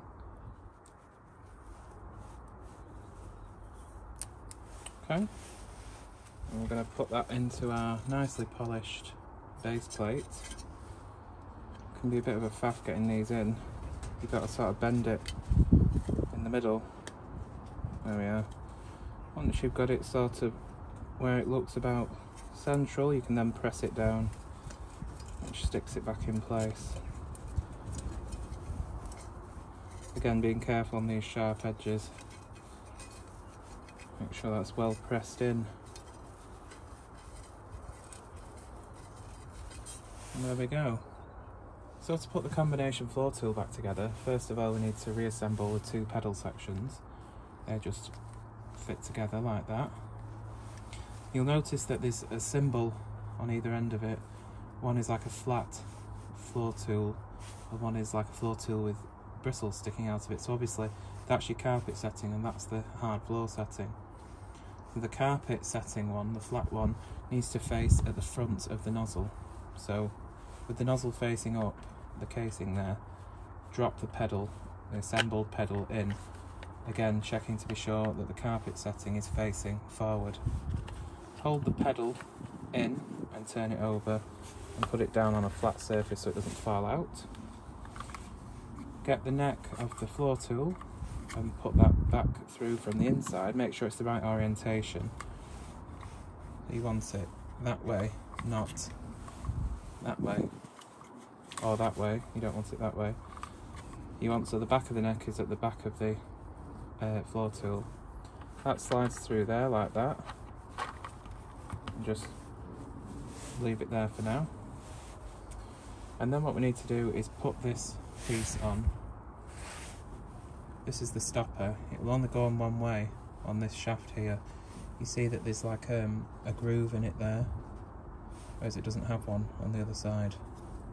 So obviously that groove needs to marry up with that pin. And another thing to note, only one of these pins will come out. You see, like one's forced halfway through and this one is meant to be taken out. So the one that's only pushed in slightly, remove that. Slide the stopper on, marrying up the groove on that plastic stopper with that little pin. You see how that will fit in there, hopefully. It's black, isn't it, so you can't really tell. There you go. It slides into that groove. Then slide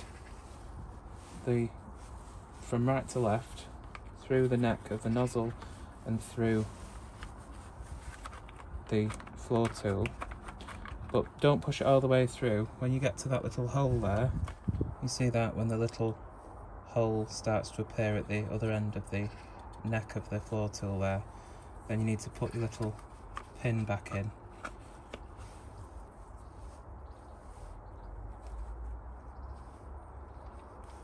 Make sure it goes all the way through like that. It doesn't go all the way in like halfway, but it does go in far enough. And then you can continue to push that in. You'll have to just feel where it is. You see it slides down into that groove there.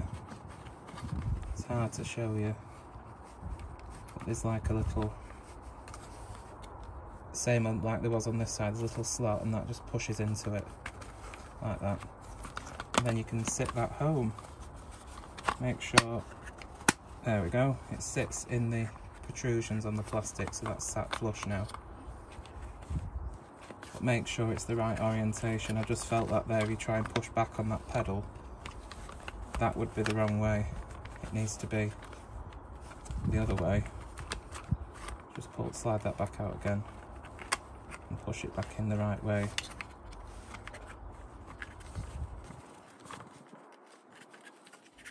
Oh, things have to be really fiddly in life, don't they? There we go. Once again, make sure that's sat home. There we are. So that stopper needs to face the back of the floor nozzle, so when you press down on that pedal to hard floors, it would push up on the brushes like that. So that's that in. Make sure it's all seated correctly.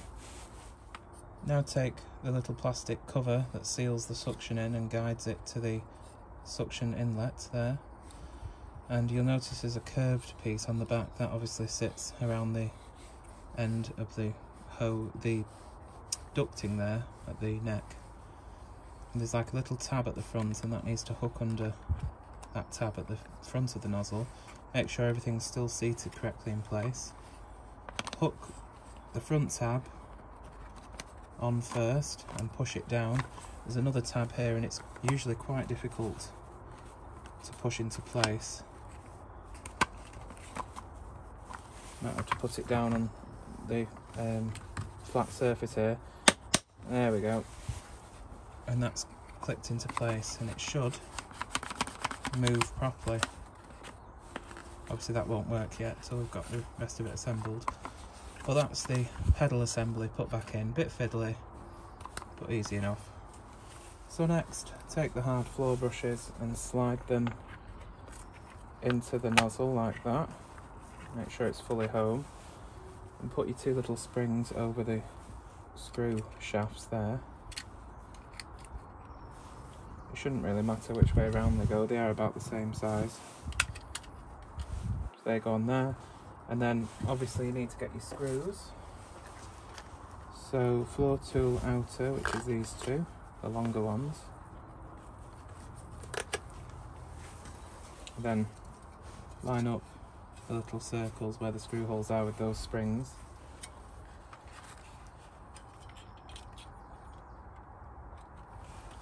And hold it down in place until you'll see these screw holes line up first. Once they're lined up, stick your outer screws in. Just start them off by hand. Same on the other side.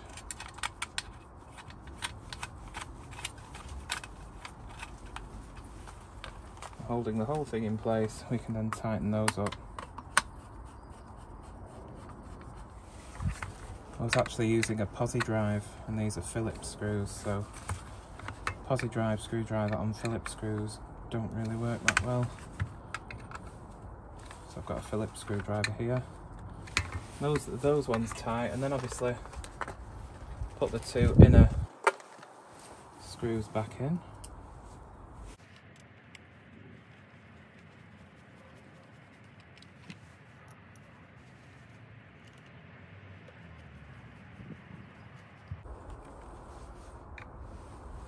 Make sure they're all nice and tight. And there we go. That is that done. See, when we press the hard floor pedal down, the brushes come down. When we press it down for carpets,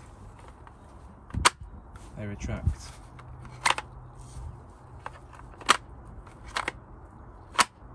Okay. Lovely, clean, shiny and ready to go. So moving on to the card reel. I'm going to get the card and just put it back in to the terminals, which are these two here.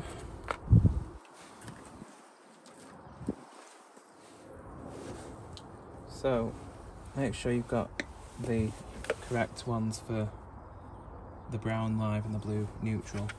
You can see, hopefully, there it says L and N. so you can't get them wrong, theoretically. But before we do that, and I've just remembered at the last minute, make sure you slide the cable entry onto the cord itself first, and make sure you put it on the right way.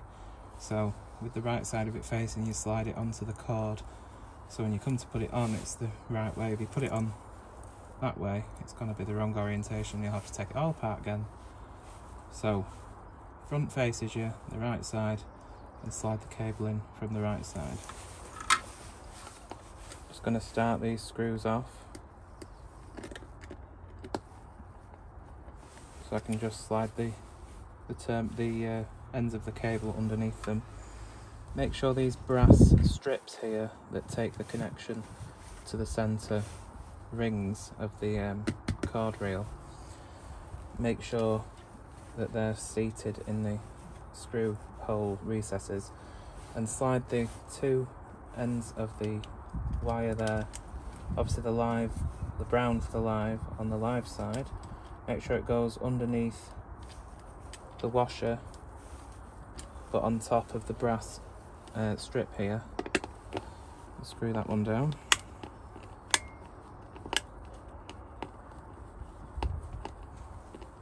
Sure it's nice and tight, and do the same for the neutral. Again, make sure it goes under the washer on the screw but on top of this brass strip here. Tighten that one down.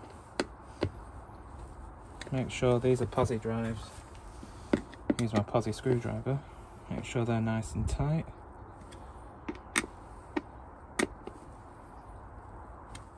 So make sure the brown and blue wires go into that slot there, and then you can follow the cable around the track there on the top of the rewind assembly.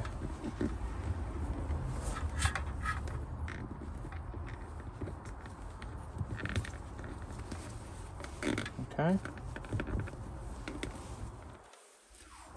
Now we need to put the top rewind cover on here. Obviously make sure you put the cord rewind knob back in, slide it in from the top, and put your screw with the washer back through and screw that into place. So that's the knob back on. Now you'll notice, if you look closely, there's an arrow. Can you see that?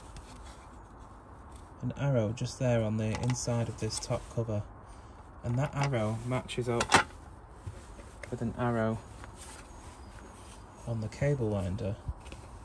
So that arrow needs to match up with the arrow on the cable winder. So making sure your cable hasn't become dislodged. Put the top of the rewind cover onto the bottom of the rewind, and there's actually, I've just noticed, there's a arrow on the top side as well, which makes it even easier lining it up.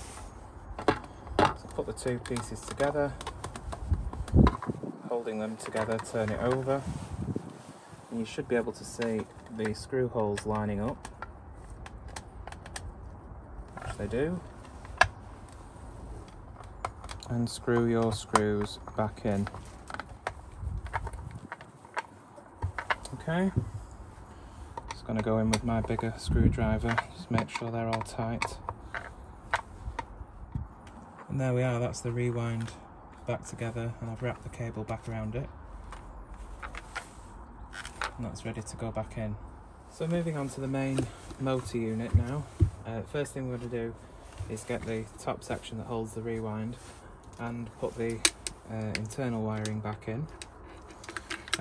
Now the power takeoff socket goes on the left and the on-off switch goes on the right, and you can tell by the way it already is left like that how it's going to go. But if you'd end up taking the switch apart, like taking all this off and disconnecting it all, the off position faces the right exhaust, looking at it from the back. So the brown and blue live and neutral are going to slide through this left slot here through to the inside of the casing, along with, on that same left side, the thermal cutout fuse. Much easier to get back in than to remove. And then the white wire here with the lovely clean casing on it now, that goes through this right side here, and then we can pop these back down into place.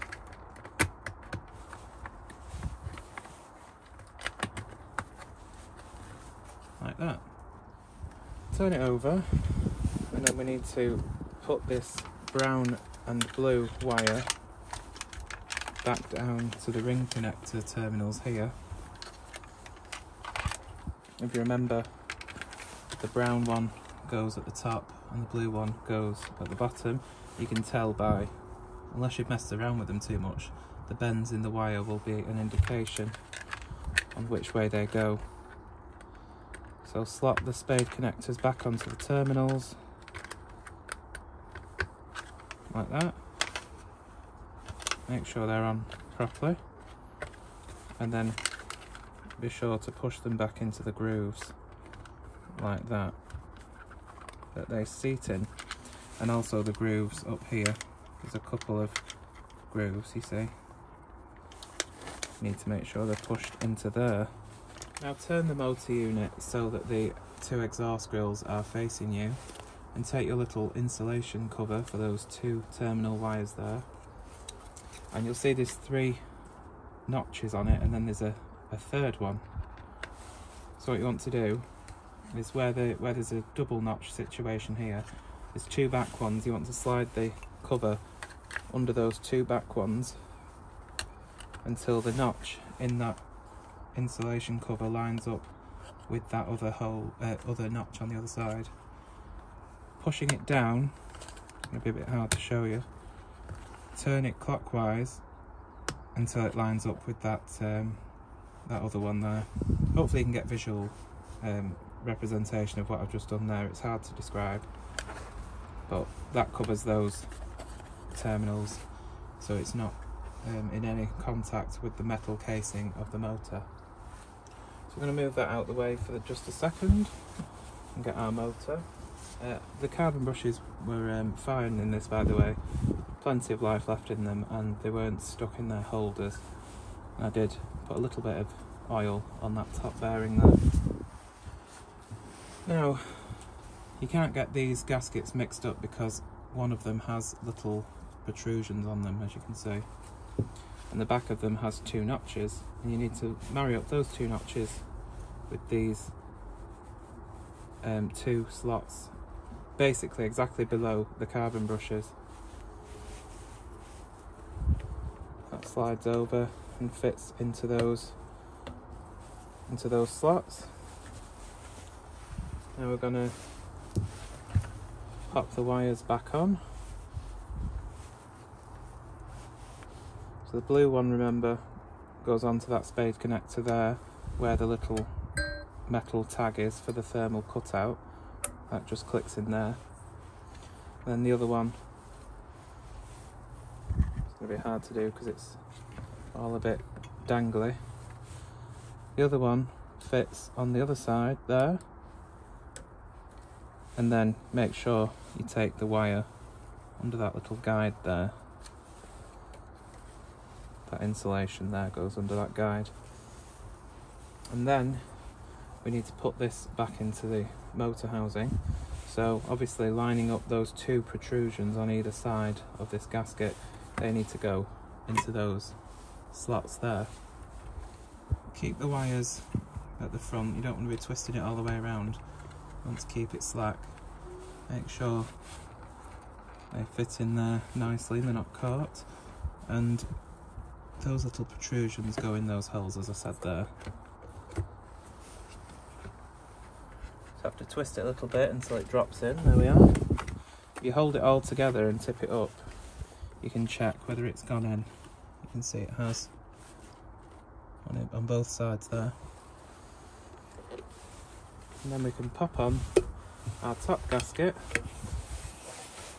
and then the bottom cover, but of course we need to put on the 2 clips. that hold the motor top in place. And make sure when you put it back on, it only goes on one way because of these guides here. See, for the cables going through from the motor to the switches, that needs to be lining up with the switch panel here where the wires are. Hold the two clips on with the right orientation and pop the bottom bumper casing back on. Hold the whole business together and carefully put it back up the right way. We don't want to screw it down just yet because we need to make sure that these wires are where they should be. You just see that? There's a little slot in the middle and the wires pinch between the casings, so you need to make sure that that is lined up. There we go. It's hard to keep it in shot to show you. That one is now in position in that little slot. Once we've made sure those wires are correctly positioned in the little recesses, now we can put the 3 motor housing screws back in. Once all the screws are tight, just check again that those motor mounts with the rubber sections there are still in position, and it looks good. The wires haven't been dislodged, they're still in the right places, so we can pop these switches and power takeoff socket back into place and just stow them neatly away. Then we're going to take the back panel and just slide that down in place. The thinner edge goes at the top. This is a thick edge and a thin edge. The thinner one goes at the top. That just slides back down. Put your 4, it's 3 on the new ones, 4 on the old ones. Since this is an old one, it has 4 wheels. The 4 little wheels for the card rewind can go back into their little holders there. And I have polished these as well, so that should keep them nice and quiet. So before we put the rewind back on, we need to grease these contacts. So I've just got some lithium grease here, which I've used for years. I've probably had this as long as I've been collecting. It's nearly all gone now. Some old cotton buds still stuffed in there. So what I've done is, I've got a straw, cut it in half, and then just snipped the end sort of halfway, so I've got like a flat edge that I can use to scoop the grease up and apply it to these rings. So get some on the centre shaft there to help keep the rewind quiet, and get some all along these contacts here. Don't be scared of not putting much on. You want to keep that nicely lubricated, otherwise it'll be quite noisy. Make sure you've not got grease on your fingers as you're handling these, otherwise you'll end up with marks all over everything. And don't be scared to put a little bit on the actual contacts as well. There we are, so we've greased the contacts and we've also greased the rings there as well. Now we can pop the card reel back on the top. And you see that's working fine, it's nice and quiet. Finally, pop Henry's hood over the card reel. Make sure that you get this in the right way round. If you put it in, there's like 2 flat edges on it. There's like a shorter one and a bit of a longer one. The longer one goes at the top. If you put it the other way around, you'll end up with a gap at the top there. Okay. Turn the motor top over, holding it all together. And then we can put our 4 screws back in.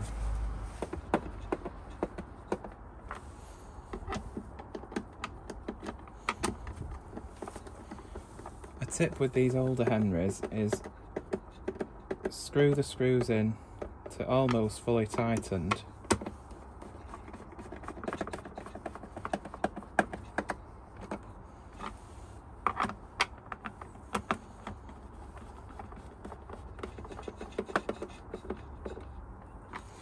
And then before finishing tightening them fully, turn the motor unit back over and just check that everything, you see, like these bits of plastic don't always fit into the groove of the bottom bumper section. Sometimes you have to go around and push them in. I was quite lucky with this one, there was only that one bit there that was still popping out. So now it can finish tightening those screws. So that's the motor top done. Just check again, go around pressing the very edges of the Henry top just to make sure that all the edges of the casing are properly seated in place. So that is the motor top. So moving on to the bucket, we've got all the parts here ready to reassemble it. The wheels came up nice, don't you think? Quite shiny. First thing I'm going to do is put the front wheels back in. So obviously they only go in one way. Oops. The thread goes through the hole, and obviously make sure that the metal section of it is in that plastic groove. Hold that in place and put the washer on, and then the nuts. So I've put the washer on and the nut over the top, and I've hand tightened it until it won't tighten up anymore. And that, obviously it's loose at the minute, but that should keep it in place there. Then I'm going to get my socket driver. It's quite handy, this one, because it bends. And then I'm going to, it is a ratchet one this, but I can't be bothered changing it. I'm going to tighten those in until they won't tighten anymore. Do the same for the other front wheel. There we are, that's the front casters attached. There's a little bit of corrosion and things on there. I did polish them, but not an awful lot you can do about that unless you just replace the nuts and washers. Now I'm going to put the bag connector in. Normally the bag connector goes with the inlet facing towards the left, so towards the right of Henry's face. There's two little tabs on it, and you push that in into there, and it should click. It may do, it may not. It hasn't, but that's okay, it won't go anywhere. You see it should click into those little tabs there. Might be able to push them out slightly to keep it in place. But that's not going anywhere. That's the bag connector in. Turn it on its side, pop the wheels back over, and the little central hubs, I suppose. And obviously it's got little pips in there which will go in those holes to keep it in place. And then you can put your screws back in. That's that one. Same with the other one. I always save the easy parts till last. Not that it's particularly difficult, but just the quicker parts to do, I like doing last.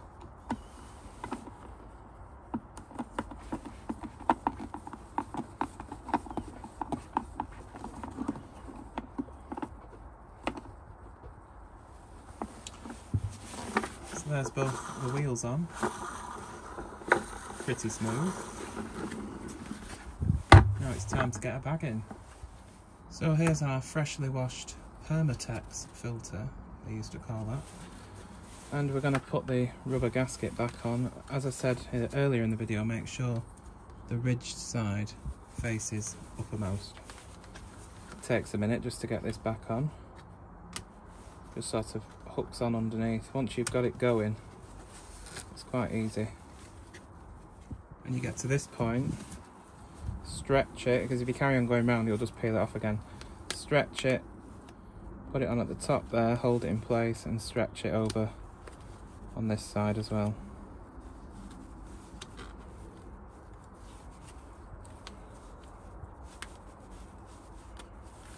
And finally that side.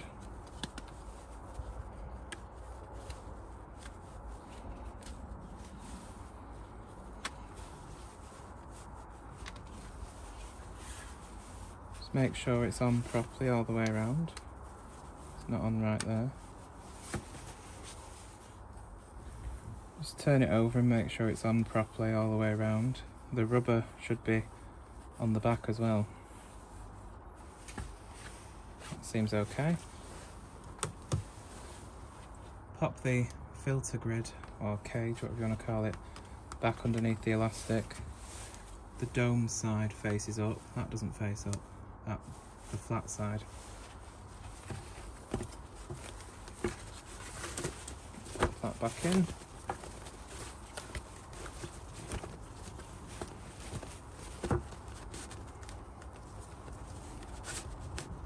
There we are.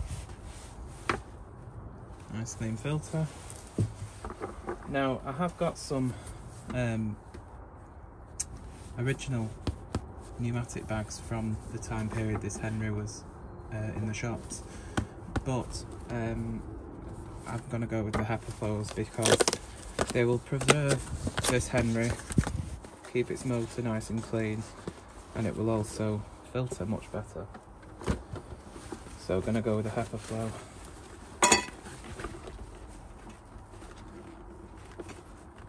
Pop that in, make sure it's on all the way. Tuck it down, pop the filter in,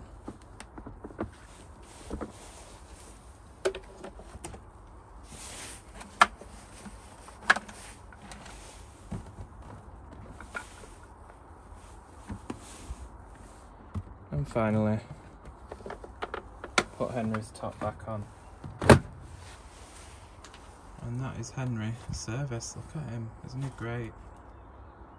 You look fabulous, darling. So the last step is to put the cuffs and the screw connector thread end back onto the hose. Now I know all of you have just gone running to the end of the video to see what it looks like and see what it sounds like, but this is the last piece of the puzzle. So what I've actually got here is I've got some of this, well, apparently it's called the dog's bollocks adhesive and sealant. Sticks and seals virtually anything anywhere. Is that a fact? Apparently it was £9.50. So I've got an end really that's bigger than I wanted it to be, but it was that clogged up because it was not been used. It hadn't been used for a long time, so I had to cut the end off so I could actually use it. So I'm just going to run a little bit of this silicone. I'm not going to attach it to the hose. I'm just going to put a little bit on the inside here of the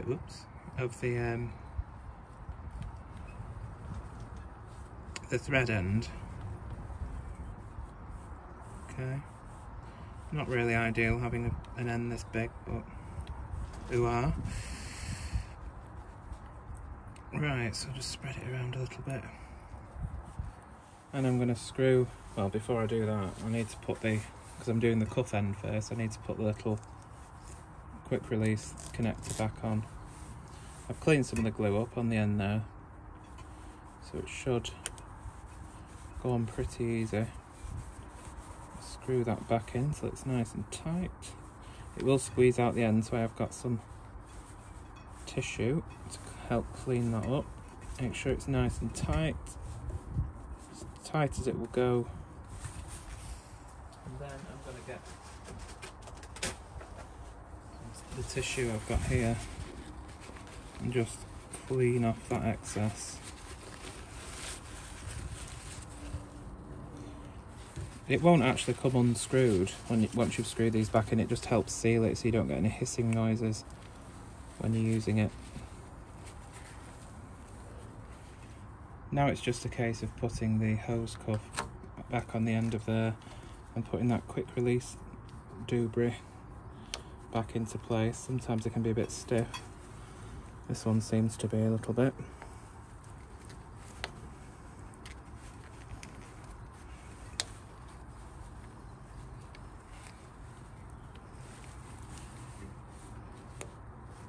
There we are. And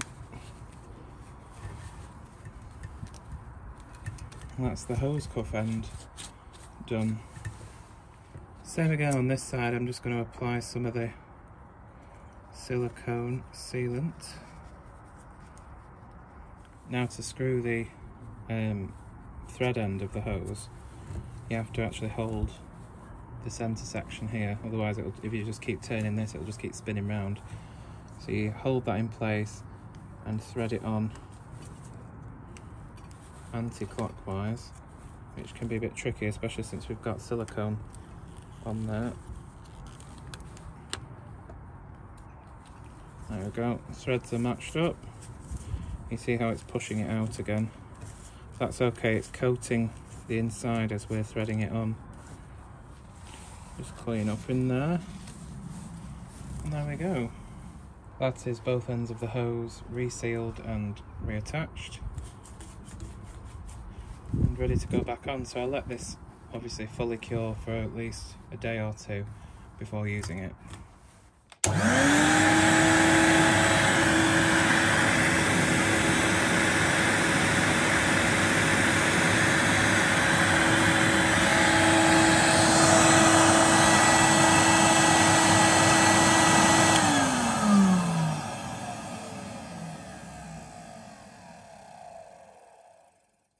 So there we have it then. I think that just about sums up the long video this has turned out to be.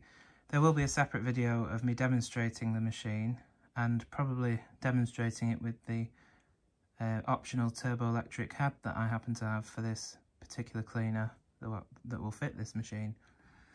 But yeah, hopefully I've not bored you to death.